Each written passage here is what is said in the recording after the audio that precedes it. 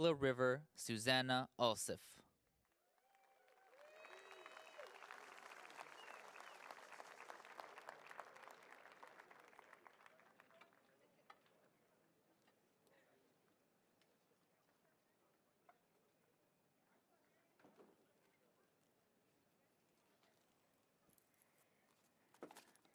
Skuktash, Sapam Tekamenyay.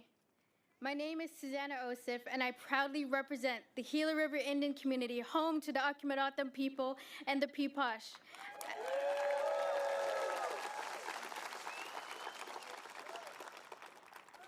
I serve as Miss Gila River, and it's such an honor to be here to witness history with every single one of you. As we all know, I have learned through my ambassador roles how much representation matters. For too long, Native Americans have been underrepresented. But today, we are so pleased to have with us Peggy Flanagan, the first Native Lieutenant Governor in the United States.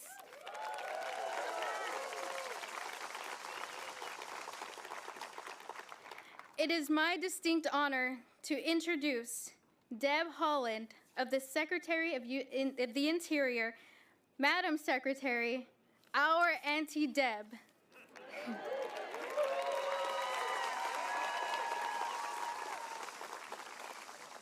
Secretary Holland's appointment as the first Native Secretary in the history of the United States is a shining example of representation at the highest levels of our government. That brings a sense of hope, a sense of pride, and guidance. Not only is Secretary Holland the first Native American of the Interior, but she is the first Native cabinet member. And as I've said, representation matters because we are breaking barriers. We are setting a path for future generations, for our people to succeed. And it's so much easier to be able to have that guidance to ensure that we are standing up for our people, our voices are being heard, and our communities are being represented. So it is with pride that I introduce you the Secretary of the Interior, Secretary Deb Holland.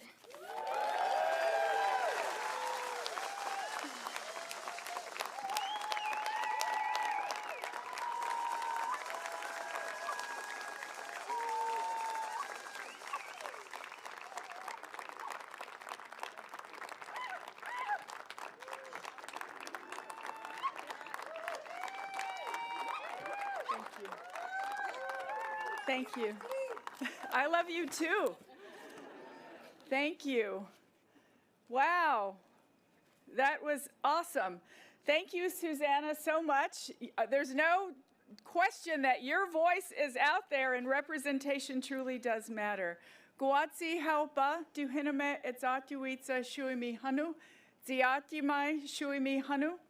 Good morning, relatives and friends. It's such an honor to be here today to join all of you on this important day. Governor Lewis, thank you so much for your amazing and wonderful hospitality. I'm so happy to be back at the Gila River Indian community. Today, we welcome President Joe Biden to the ancestral homelands of the Pima and Maricopa peoples.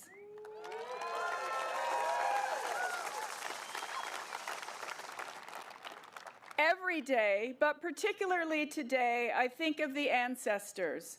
We are here because they persevered. Their stories, our stories, are everywhere, in the air we breathe and the land we walk on. We tell those stories because Native American history is American history. President Biden has been a champion for Indian country, committed to doing what is right for our people. It is the honor of my lifetime to serve a president and an administration that truly sees Indigenous people and has worked tirelessly to address the issues in Indian country that have long been underfunded and outright ignored. From infrastructure to education to the crisis of missing and murdered Indigenous peoples, Joe Biden has directed historic resources into the hands of tribal leaders who know best how to strengthen their communities.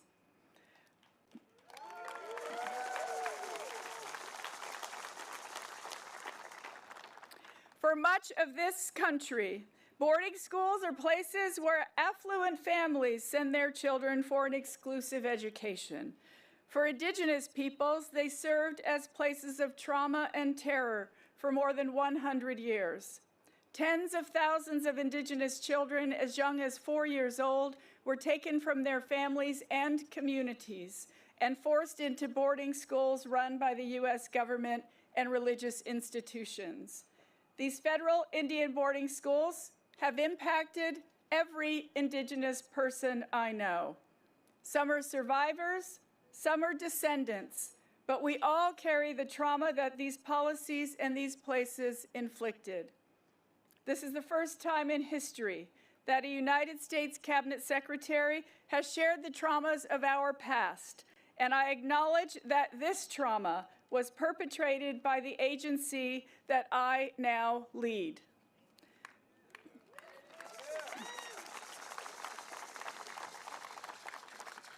For decades, this terrible chapter was hidden from our history books, but now our administration's work will ensure that no one will ever forget.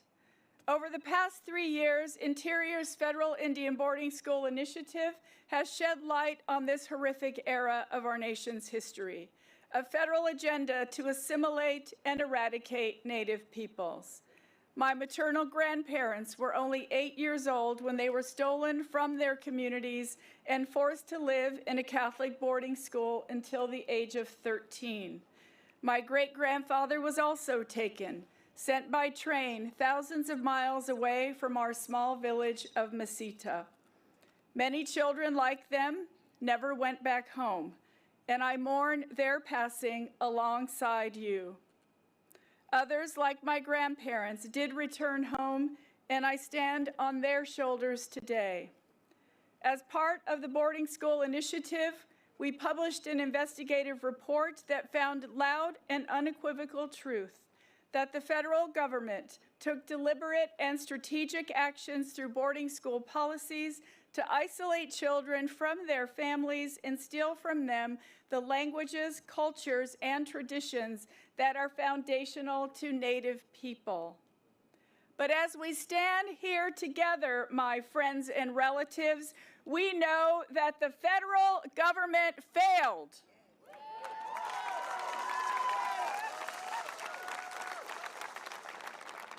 It failed to annihilate our languages, our traditions, our lifeways. It failed to destroy us because we persevered.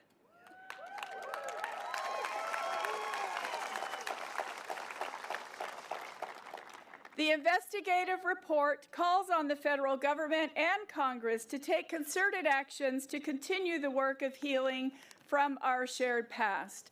And already we're putting some of those recommendations into action. Through our interagency effort alongside the Departments of Education and Health and Human Services, we are investing in the preservation of Native languages.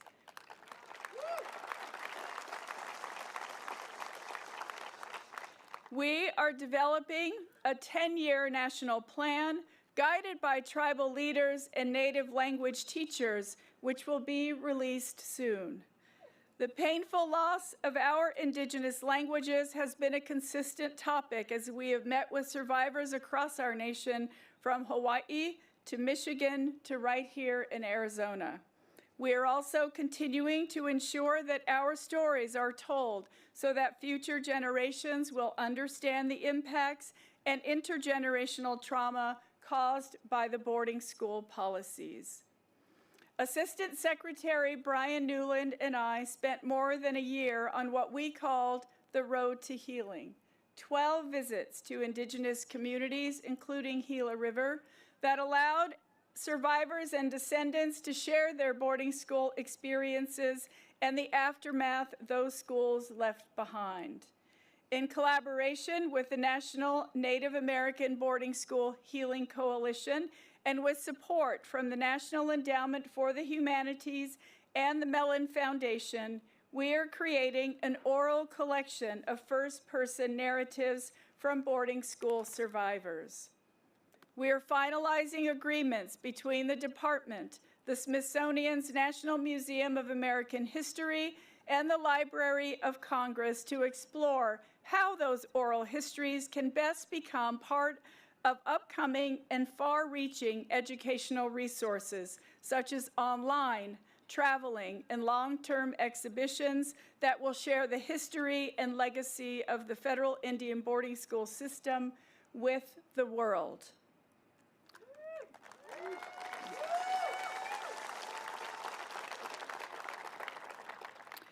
So many of you have been crucial to this process. That includes the Interior Department staff, many of them Indigenous and here today, who worked through their own trauma to support this initiative.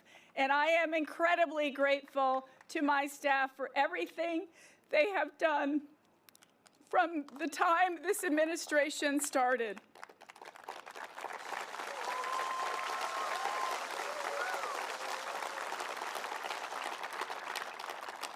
Today's event would not have happened without each and every one of you, without those who have spoken up, who have shared their pain, and who have been vocal in the face of injustice.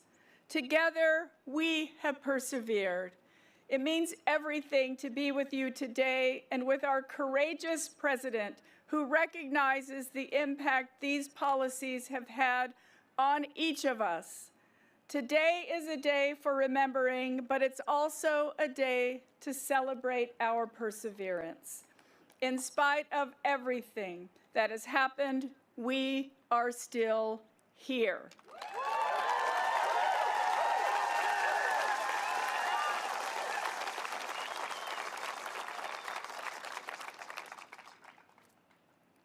We are here healing our souls and carrying the strength of those who came before us.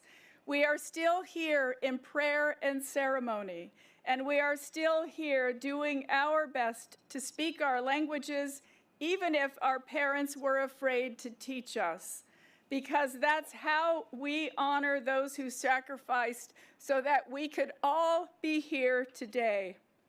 Indigenous peoples have always been here, and today we commit to our shared future. Thank you, Mr. President, for bringing us together. Dawa. Thank you all so much. Thank you. Thank you.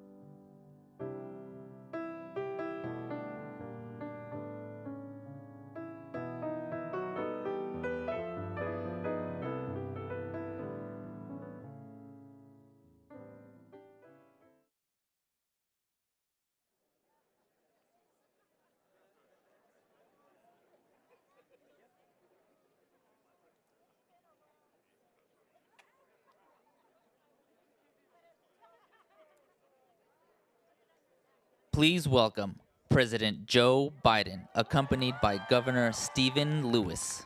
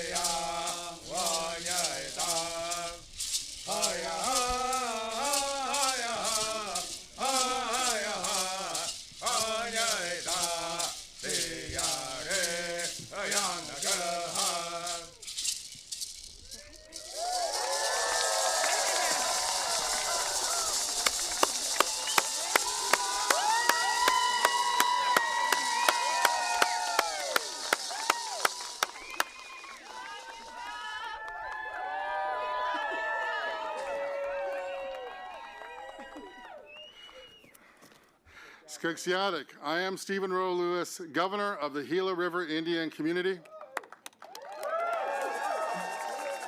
Tribal leaders and distinguished guests, it is with honor that I welcome President Joe Biden to the Gila River Indian Community.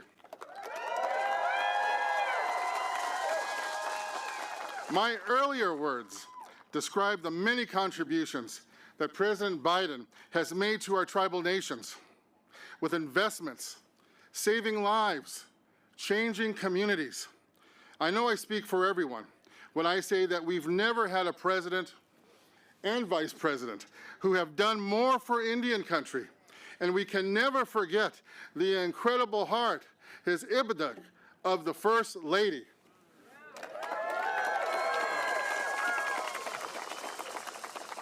We are here today to acknowledge the past and to take the first difficult but necessary steps to begin the healing. Because today is as much about our future as it is our past. All of us present today are joined in spirit by those who did not survive the unimaginable. We offer our prayers to those who did not survive. And we offer our heart, our ibada, to those who did, as we admire their strength. It's not surprising that President Biden, a person of unparalleled compassion, impeccable character, and profound empathy, would be standing with us today on Atham Juvat, on Indian country. Each of us understand the solemn nature of this day, of this moment, of this historical time and place that we are all a part of. Today's words will be carried forward by all of us here, Mr. President, into future generations. This is a day built on respect and honor. We all know today, Indian country is much stronger because of the words and actions and the heart, the ibada, the heart of President Biden. On behalf of the Gila River Indian community, I introduce to you President Joe Biden. Thank you, sir. We love you. We love you. Everything you've done. Thank you.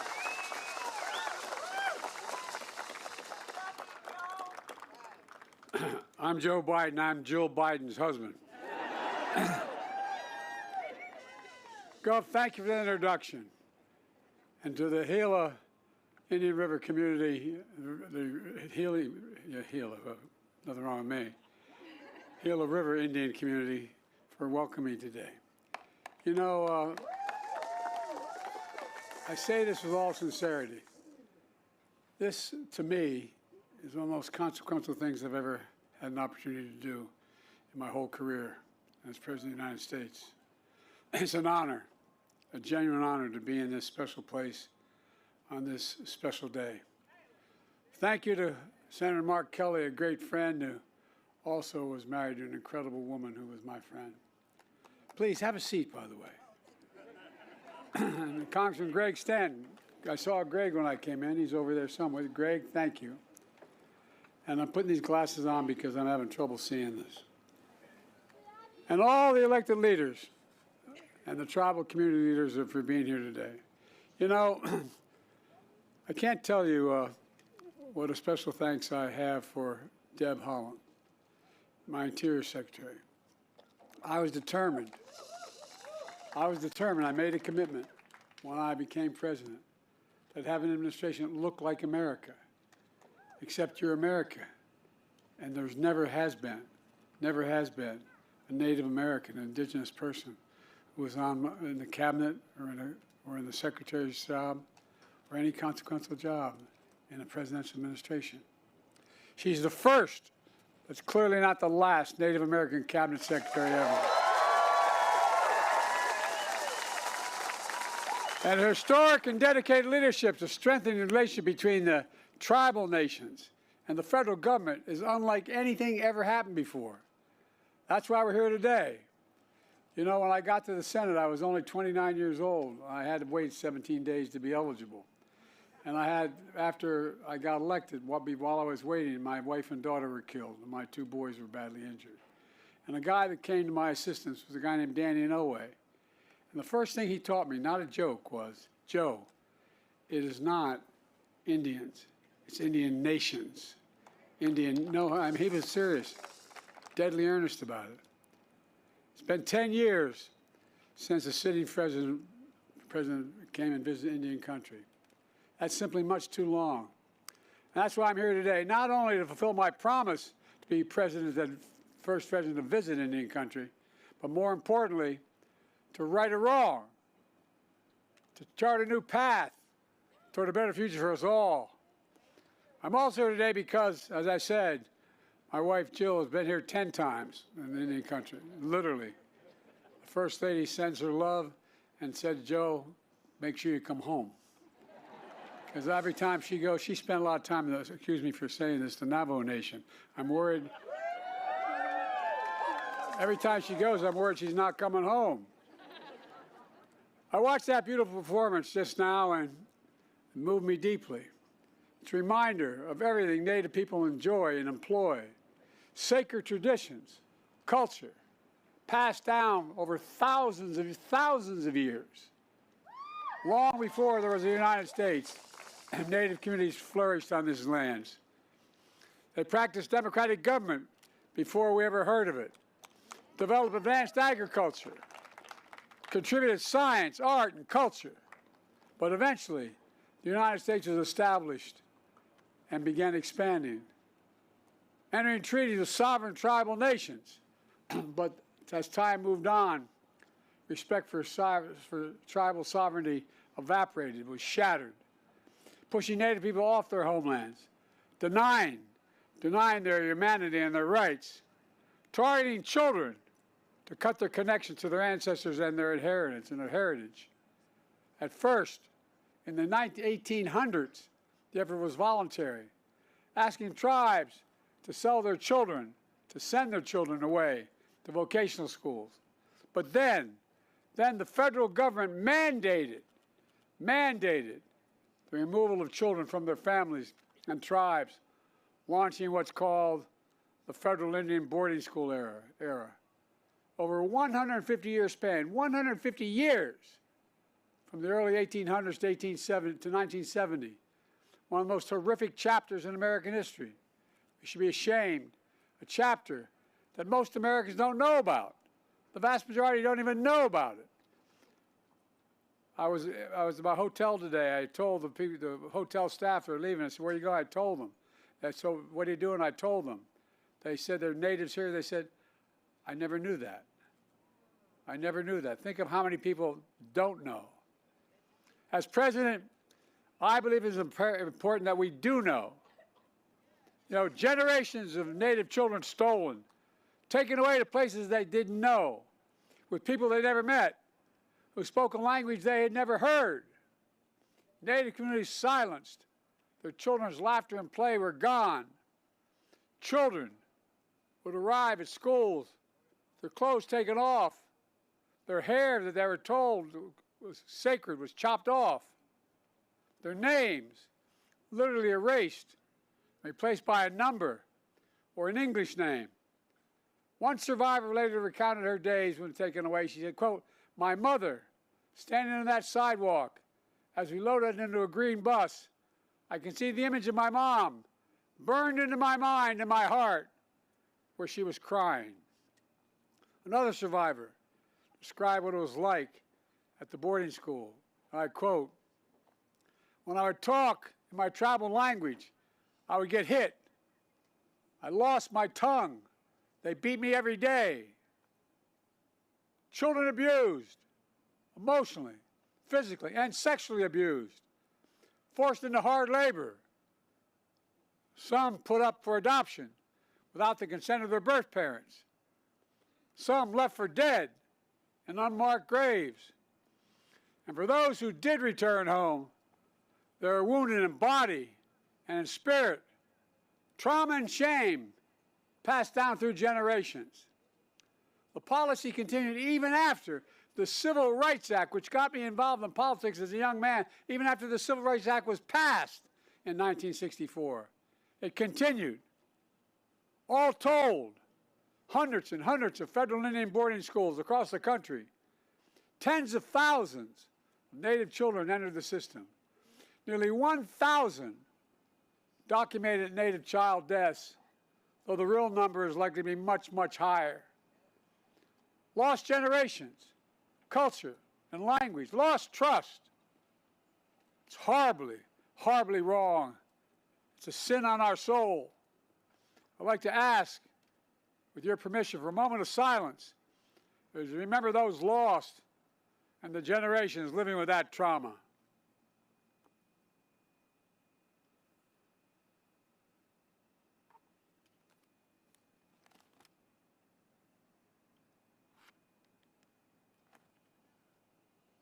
After 150 years, the United States government eventually stopped the program. But the federal government has never formally apologized for what happened until today. I formally apologize as President of the United States of America for what we did. I formally apologize. And it's long overdue at a tribal school in Arizona, a community full of tradition and culture, and joined by survivors and descendants to do just that. Apologize, rewrite the history book correctly. I have a solemn responsibility to be the first president to formally apologize to the Native peoples. Native Americans, Native Hawaiians, Native Alaskans, and federal Indian boarding schools. It's long, long, long overdue. Quite frankly, there's no excuse that this apology took 50 years to make. The federal Indian boarding school policy, the pain it has caused, will always be a significant mark of shame, a blot on American history. For too long, this all happened with virtually no public attention, not written about in our history books, not taught in our schools. Let her talk. Let her talk.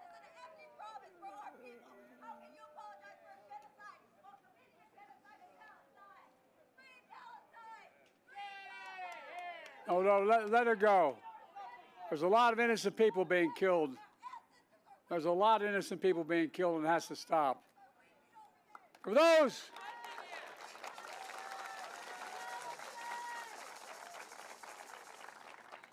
those who went through this period, it was too painful to speak of.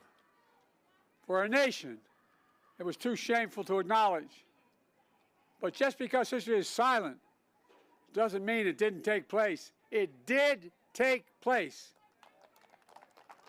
While darkness can hide much, it erases nothing. It erases nothing. Some injustices are heinous, horrific, and grievous. They can't be buried, no matter how hard people try. As I've said throughout my presidency, we must know the good, the bad, the truth, of who we are as a nation. That's what great nations do. We're a great nation. We're the greatest of nations. We do not erase history. We make history. We learn from history. And we remember, so we can heal as a nation. It takes remembering. This formal apology is a culmination of decades of work by so many courageous people, many of whom are here today. Survivors and descendants, allies and advocates, like the nation's Native American Boarding School Healing Coalition. And all of you part of that, stand up. Stand up.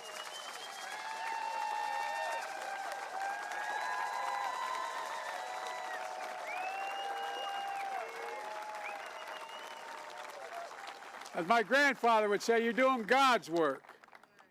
Another courageous leader who spent decades shining a light on this dark chapter. And leaders like Secretary Holland, whose grandparents were children at one of those boarding schools. U.S. Interior Department, the same department that long ago oversaw federal Indian boarding schools. Let's what? The extensive work on the breaking ground has happened with her. It's appropriate that she is bringing an end to what that very agency did. Groundbreaking report, documenting what happened. We owe it to all of you across Indian country the truth. The truth must be told. The truth must be heard all across America. But this official policy is only one step toward and forward from the shadows of failed policies of the past. That's why I've committed to working with indigenous communities across the country to write a new and better chapter in our history, to honor the solemn promise the United States made to tribal nations to fulfill our federal trust and treaty obligations. It's long, long, long overdue.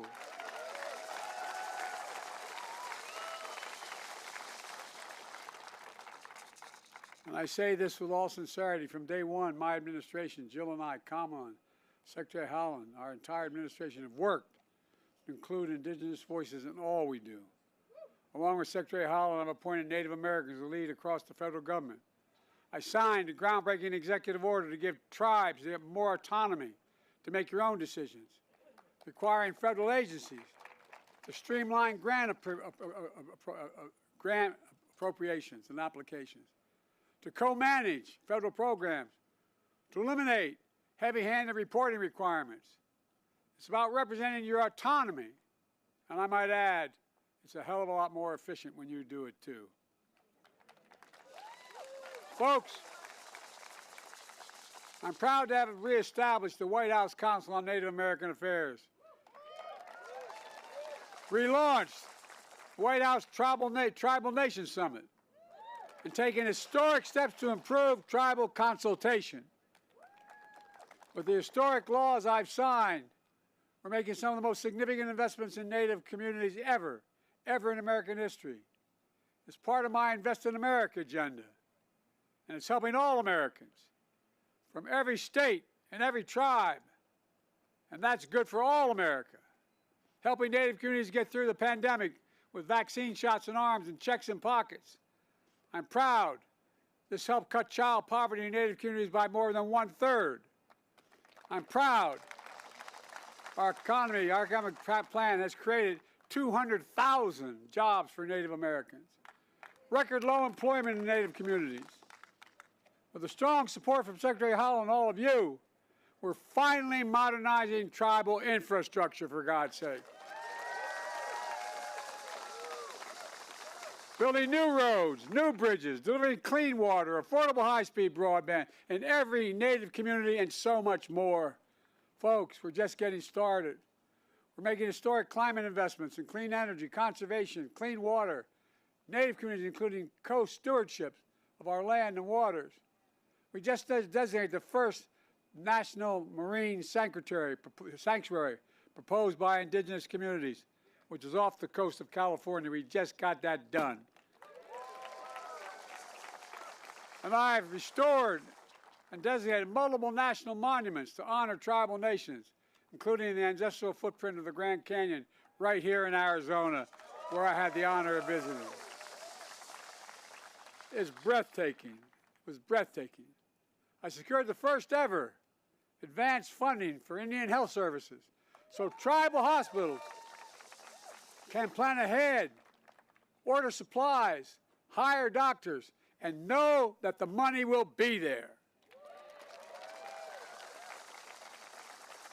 We're also preserving ancestral tribal homelands, restoring salmon and other native fish, recognizing the value of indigenous knowledge and languages, especially those damaged in the boarding school era.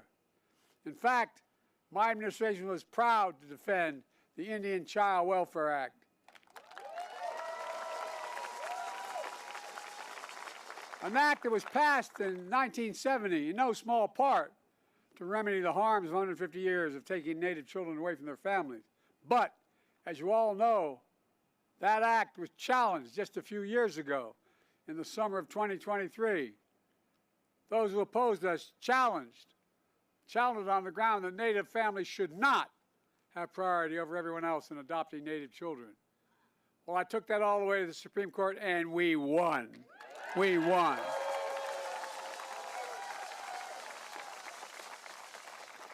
We also extended mental health programs through the Bureau of Indian Education so young people have the tools to end cycle of generational trauma.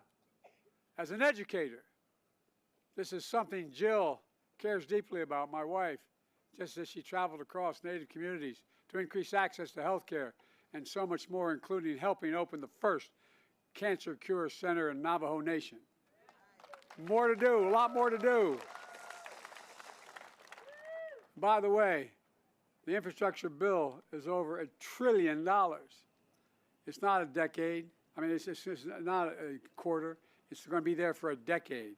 Much, much more to come, and you've got to get your fair share. By authorizing the Violence Against Women Act, an act that I took great pains in writing 30 years ago, we also reaffirmed tribal sovereignty, expanded tribal jurisdiction in cases where outside predators harm members of your nation. And as we mark Native American History Month in this November, we recognize the contributions of indigenous people to American history. You are the first Americans. I might add, you're among the most patriotic Americans. Oh, that's a fact. The whole America should know, all America should know, indigenous people volunteer to serve in the United States military 5 times more than any other single group. 5 times. 5. Many haven't paid the ultimate sacrifice in every war since our founding. To all of you, thank you. Thank you for serving in so many ways as first responders, artists, entrepreneurs, educators, doctors, scientists, and so much more. Sharing your culture and your knowledge for the good of future generations. Believing in possibilities, the possibility to usher in a new era to a nation-to-nation relationship grounded in dignity and respect. It matters. My dad used to have an expression, Joey, everyone's entitled to be treated with dignity. Everyone's entitled. He meant it. Well, let me close with this. Just about restoring your dignity. I know no apology can or will make up for what was lost during the darkness of the federal boarding school policy. But today, we're finally moving forward into the light. As President of the United States, I've had the honor to bestow our nation's most prestigious medals to distinguished people and organizations all across America. That includes Native Americans who survived the boarding school era. Early in my term, I bestowed the Medal of Freedom, our highest civilian honor, on a man, my grandfather, who was an Irish immigrant and was not treated very well because he was an Irish Catholic in the coal mine era in Scranton. But he went on to be an All-American football player at Santa Clara. And every time they talk about All-Americans, he'd say, Joey, the greatest athlete in American history is Jim Thorpe. Oh, I'm serious. I knew a lot about Jim Thorpe before some of you probably even knew. As a child, Jim was taken from his home but went on to become one of the greatest athletes ever in all American history.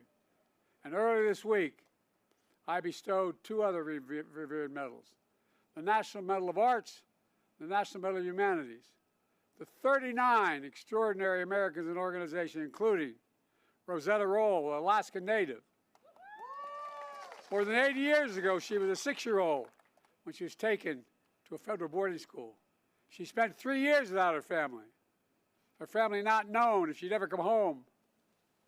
9 years old, she was one of those who did come home. Over the next 7 decades, she became a leading anthropologist and advocate, building a new era of understanding.